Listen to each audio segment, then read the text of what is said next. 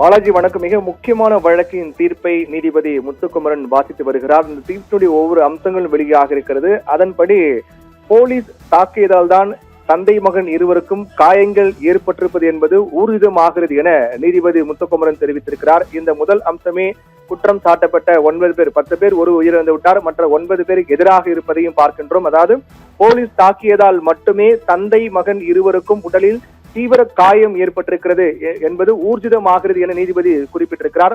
அதே போன்று மரணங்கள் ஏற்படும் அளவுக்கு காயங்கள் உடலில் இருந்துள்ளது என்பதையும் குறிப்பிட்டிருக்கிறார். மிக முக்கியமாக இந்த காயங்கள் பொறுத்தவரையில் இயற்கைக்கு மாறானது என்று சிபிஐ தாக்கல் செய்த குற்றப்பத்திரிகையில் உள்ளது என்பது நீதிபதி குறிப்பிட்டு சுட்டிக்காட்டி பேசியிருக்கின்றார். மிக முக்கியமாக பார்க்கப்பட வேண்டியது என்னவென்றால், இந்த கொடூரத்தின் உச்சம் என்பது தந்தை மகன் இருவருடைய கைகளையும் கட்டி தொங்கவிட்டு அடித்தது என்பது பிரேத பரிசோதனை அறிக்கையில் தெளிவாக தெரிகிறது என்றும் நீதிபதி குறிப்பிட்டு கூறியிருக்கிறார். அதாவது இரவு முழுவதும் பல்வேறு முறை தந்தை மகன் இருவரையும் கயிறு கட்டி தொங்க விட்டிருக்கிறார்கள். கயிறு கட்டி தொங்கவிட்டு கொடூரமாக தாக்கி இருக்கிறார்கள் என்பது பிரேத பரிசோதனை அறிக்கையின் மூலமாக தெளிவாகிறது என்று நீதிபதி குறிப்பிட்டிருக்கிறார். அதே போன்று தந்தை மகன் இருவரையும் டேபிளில் படுக்க வைத்து தாக்கி இருக்கிறார்கள். டேபிள் மீது இருவரையும் படுக்க வைத்து மிக கொடூரமாக தாக்கி இருக்கிறார்கள். முதலில் கயிறை கட்டி தொங்குவிட்டு அடித்திருக்கிறார்கள். அதற்கு பிறகு டேபிளில் படுக்க வைத்து தந்தை மகனை கொடூரமாக தாக்கி இருக்கிறார்கள் என்பது அனைத்துமே பிரேத பரிசோதனை அறிக்கை மூலமாக தெளிவாகிறது என்று நீதிபதி முத்துக்குமரன் குறிப்பிட்டிருக்கிறார். மேலும் இரவு முழுவதும் 10 நிமிட இடைவெளி விட்டு தொடர்ச்சியாக தன்னை தாக்கியதாக உறவினரிடம் பென்னிக்ஸ் கூறியிருக்கிறார் என்பதையும் இந்த குற்றப்பத்திரிகையில் சிபிஐ குறிப்பிட்டிருக்கிறார்கள்.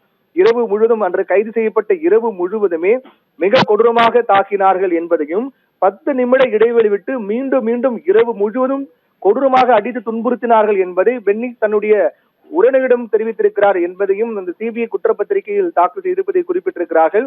அதே போன்று 200 முறைக்கு மேல் தாக்கியிருக்கிறார்கள். 200 முறைக்கு மேல் தாக்கியிருப்பது என்பது மிக கொடூரத்தின் உச்சமாக பார்க்கப்படுகிறது.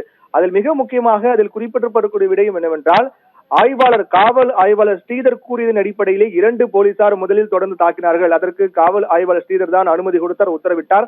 அவர் அனுமதி கொடுத்ததன் பேரில் தான் போலீசார் மிக கொடூரமாக தாக்கினார்கள் என்பதையும் அந்த குற்றப்பத்திரிகையில் இருப்பதாக சுட்டிக்காட்டி பேசியிருக்கிறார்கள்.